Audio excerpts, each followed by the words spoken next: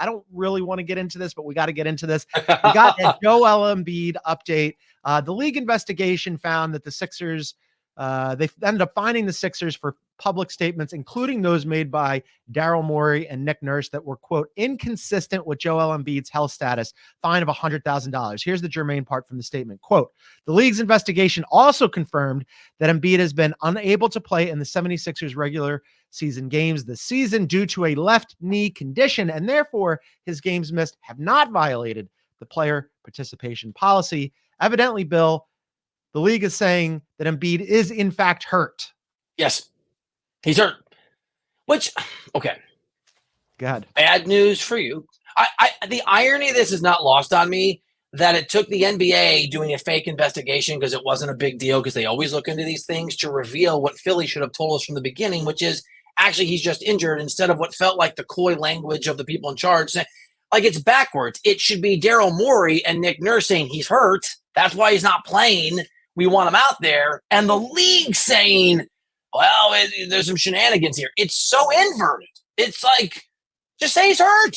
It makes no sense to me at all. And it has continued to make no sense to me because the Sixers just cannot stop being the Sixers. I had been on this program and on Twitter saying it feels to me like the Sixers had this plan where Joel Embiid, after last season, texted with Daryl Morey and said, we have to do whatever we have to do to keep me healthy this year. And then, hey, it's October. We'll bring him along in November. This is part of our plan. He's not going to play 70 games a season. He's not going to play 65 games a season. If he even had 60, it'll be a miracle. And this was just all of them being like, we're going to slowly ramp him up.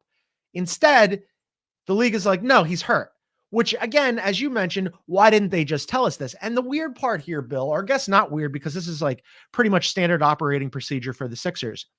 This happens and has happened over the last decade with a different general manager, multiple different general managers, multiple different coaches, and multiple different players. So it's almost like there's some sort of like, and also different media relations people.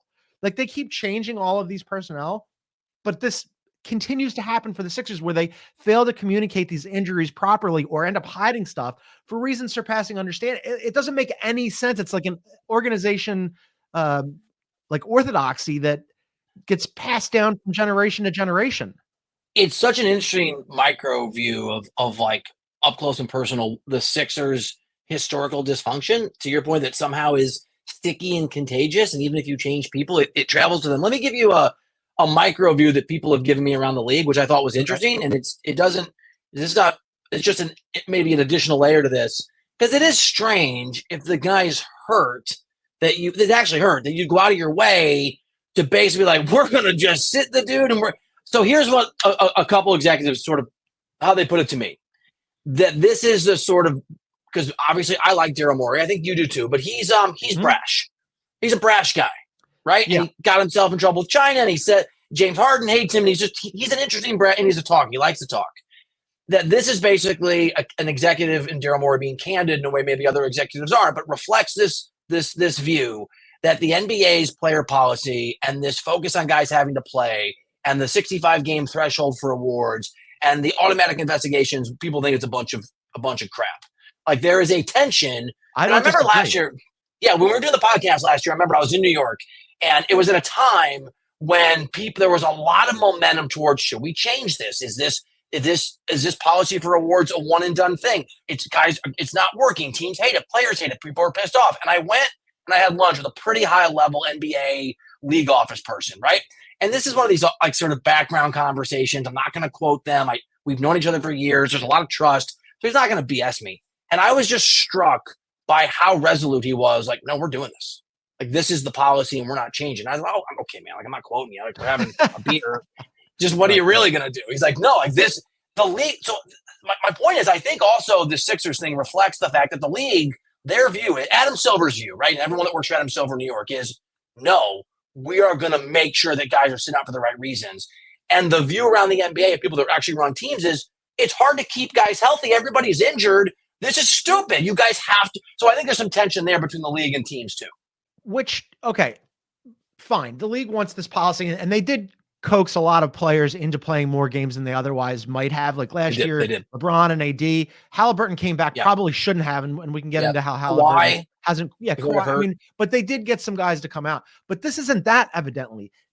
If it was just, which I thought it was the Sixers going, hey, we're going to thumb our nose at this policy. We don't care about it. It's October. We only care about April and making sure that Joel Embiid is upright. That's something I can get behind. If he's actually hurt, which is what the league investigation is saying is the case, then why not just say that? What do you gain from being that's the point. I being think coy there's, about it?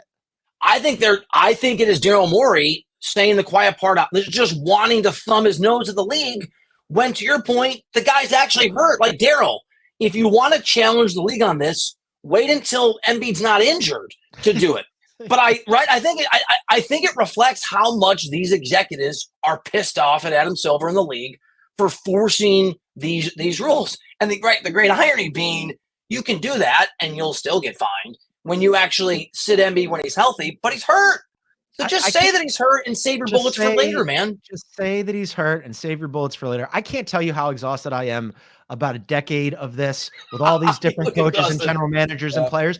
And especially like when the media goes and tries to ask questions about it and they get like a little touchy. So yesterday, that's exactly what happened. So the statement comes out from the league office, and then the Sixers put out a statement saying that both Paul George and Joel Embiid were, quote, participants. No, they were in parts of practice. It was very vague, right? It was so naturally, dumb. What do we do as media people? Hey, Nick Nurse has media avail, and you go to him and you go, hey, what's going on with Joel Embiid? And that's what happened yesterday. But Nick Nurse decided to give him the Heisman. Here's what happened. With Joel's plan, I'm not going to answer. Go ahead. Anybody else got anything? What was different? They've given you the updates on that, right?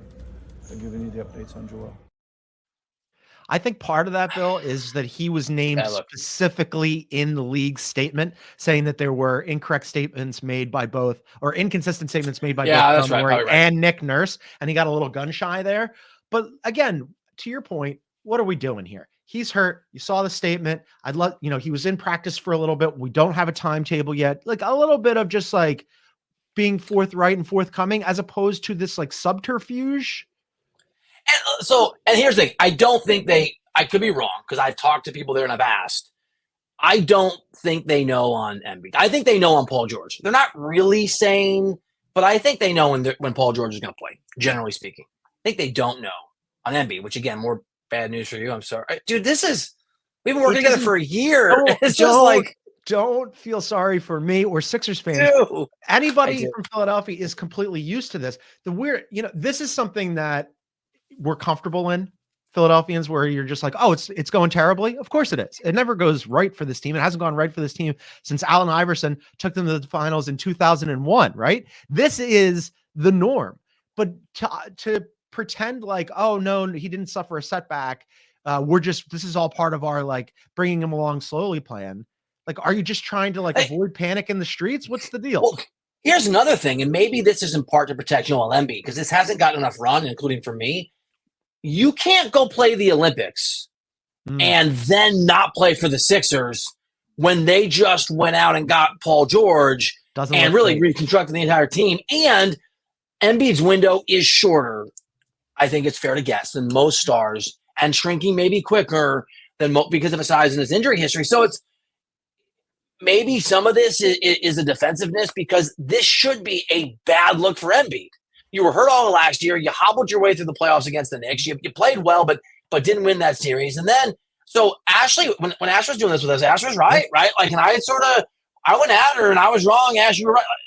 You can't play in the Olympics if you're not going to be healthy now. What are you doing, man? I mean, absolutely. Like, my whole position over the Olympics was, the guy wants to play basketball. He's had a limited opportunity to play basketball because he's been injured so often in his career. He only played 39 games last season. He comes back for the postseason, as you mentioned, where he's playing on one leg with half a face, and he still played pretty well. And he comes out of that and he's like, I want to go to the Olympics. I want to play in the Olympics. It's hard to tell a guy no, right? However, if you have enough wherewithal to text Daryl Morey after the regular season and go, yo, we have to do whatever we can to keep me healthy so that I can be ready for the postseason. And then on top of that, it would seem at cross purpose to go, I'm going to Paris. I'm playing in the Olympics. Like, Yep, that's it. And by the way, all the tough. and you're right. It's hard to tell a guy no. It's his job to tell him. So when it comes to the Olympics, it's Joel Embiid's job. So this is an Embiid problem. This isn't a Daryl Morey problem. This isn't a Steve Kerr problem. This isn't a USA. This is a Joel Embiid problem. And the law. It starts Look, if he misses 6 games or 8 games, if he misses 15 games, right? If we're back to another season where he's playing in the 40s, so dumb. It's the dumbest. It's the dumbest team. Dark cloud. Like, I've spent an inordinate amount of time in my life on Philadelphia sports. That is by far the dumbest of all of the dumb teams that I end up spending too much energy on.